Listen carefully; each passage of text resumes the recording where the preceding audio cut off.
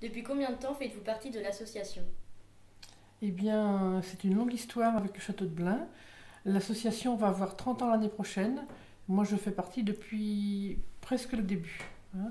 Les équipes ont évolué à travers les années, hein. Au début, ça a été des équipes de bénévoles qui ont remis en état en état de visite le château, hein.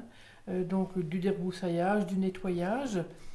Ensuite, une fois remise en état de visite, il a été possible d'organiser des expositions pour mettre en valeur le château et proposer aux visiteurs blinois et aux visiteurs des autres communes de venir dans un lieu agréable faire des rencontres avec des artistes, hein.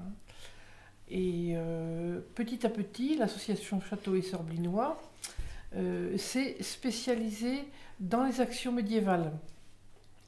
Parce que à une époque, vers les années, fin des années 2000, d'autres associations que nous, jusqu'en 2008, nous étions les seuls quasiment à œuvrer dans le château.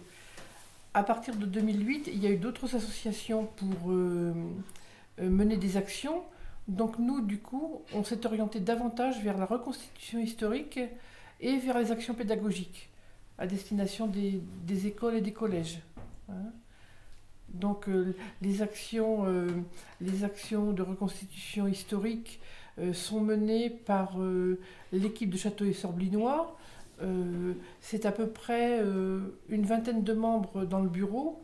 Et quand il y a des actions à mener, c'est une soixantaine de membres qui nous rejoignent pour le déroulé d'une journée, quoi, hein. Pour les actions pédagogiques, c'est principalement des gens du bureau, hein, qui proposent aux élèves des collèges et des écoles primaires des actions à destination pédagogique, parce qu'il y est question d'histoire, mais il y est question aussi de la vie au Moyen-Âge.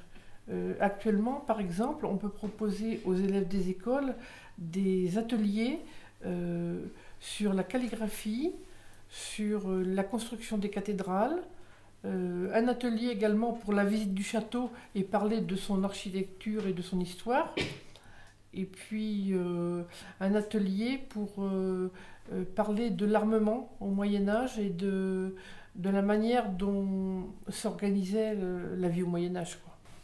Qui fait équipe avec vous dans l'association? Eh bien, des bénévoles qui sont passionnés par l'histoire du château. Chacun arrive au château peut-être par des chemins différents. Il y en a qui sont intéressés à l'histoire, il y en a qui sont intéressés à la reconstitution historique. Et puis il y a des visiteurs qui ont pu à un moment arriver sur le site et profiter de certaines actions qui étaient présentées et qui se sont dit du coup ah, ça m'intéresserait bien de participer à telle action ou à telle action. Donc il n'y a pas de critères de recrutement, on va dire, hein.